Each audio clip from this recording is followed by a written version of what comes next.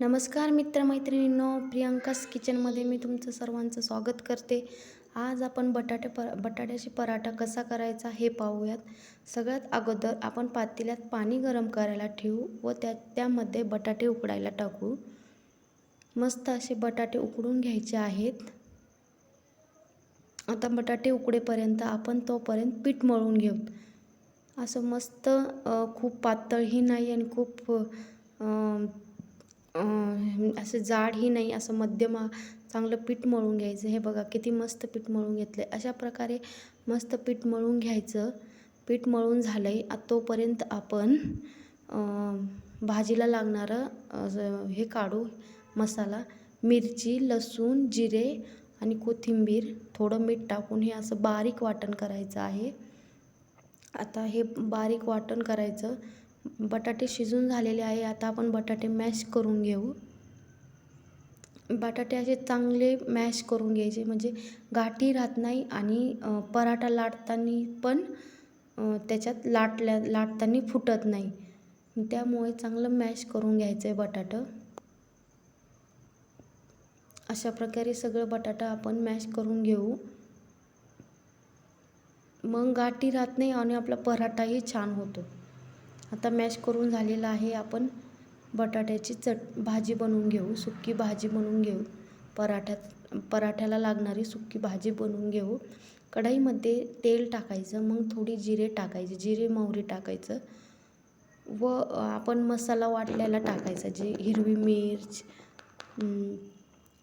मिर्च, लसूण, जिरे हे टाकून वाटलं होतं ते, कोथिंबीर. ते जरा आम्हाला तिखट जास्तच लागतं, त्यामुळे मी जास्त तिखट लागले. आता तुमच्याप्रमाणे तुम्हाला जेवढं करायचं तेवढं टाकायचं, पण तिखटच छान लागतं म्हणून. आणि आम्हाला खूप तिखट लागतं, त्यामुळे मी तिखटच टाकते, जास्त टाकते तिखट.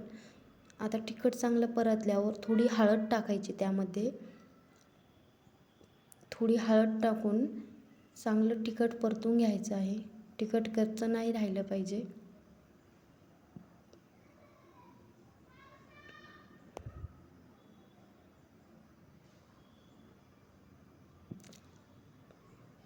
असं चांगलं तिखट परतून घ्यायचं आहे.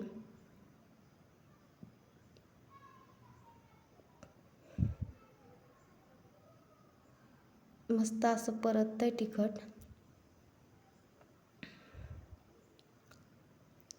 माझ्या नवनवीन व्हिडिओ बघण्यासाठी तुम्ही मला बेल आयकॉन ला क्लिक करा आणि सबस्क्राईब करा, लाईक करा आणि शेअर करा, म्हणजे तुम्हाला माझे पुढचे नवनवीन रेसिपी बघण्यासाठी भेटतील. आता आपण मॅश केलेलं बटाटा टाकून चांगलं हलवून घेऊयात.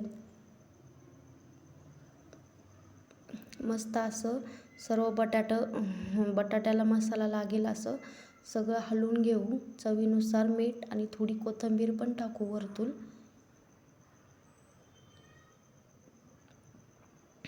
आता चांगलं हलवून घेऊयात.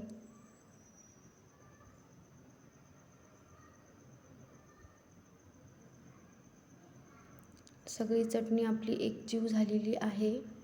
त्यामध्ये थोडी कोथिंबीर आणि चवीनुसार मीठ टाकायचं आहे. परत एकदा हलवून घ्यायचं आहे. हे आपली चटणी रेडी. किती मस्त चटणी झाली. अशी गाठी राहिल्या नाही पाहिजे. गाठी नाही राहिल्या ना पराठा छान येतो. आता आपण पराठा करायला घेऊ. आता असा चपातीला जसा उंडा घेतो तसा उंडा घ्यायचा. आपण त्यामध्ये बटाट्याच्या चटणीचं सारण भरूयात.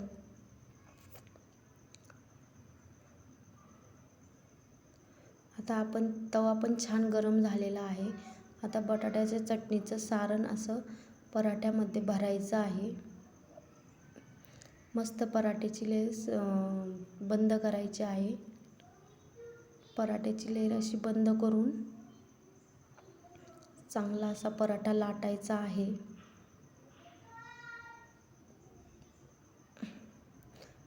आणि खूप सोपे आहे. पराठे आपण घरी नाश्त्याला सुद्धा करू शकतो किंवा मुलांच्या टिफिनसाठी सुद्धा करू शकतो.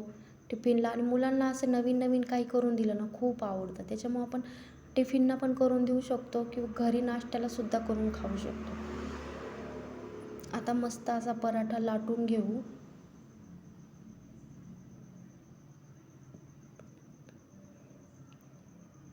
असा मस्त हळूहळू पराठा लाटायचा आहे, म्हणजे चिटकत नाही, फुटत नाही, दम्मान लाटायचं. हे बघा किती मस्त पराठा लाटून झाला, कुठे फुटला नाही की चिटकलं नाही, काहीच नाही.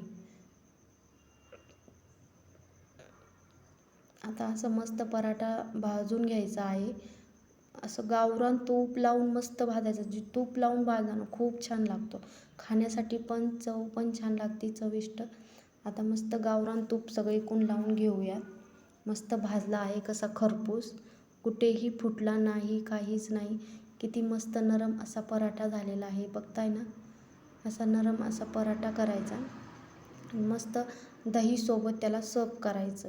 दही थोडंसं असं मका पोहे काहीतरी पाहिजे खायला त्याच्यासोबत, म्हणजे कुरकुरीत खायला असलं ना अजून छान होतो. आणि आपला पराठा रेडी झाला आहे.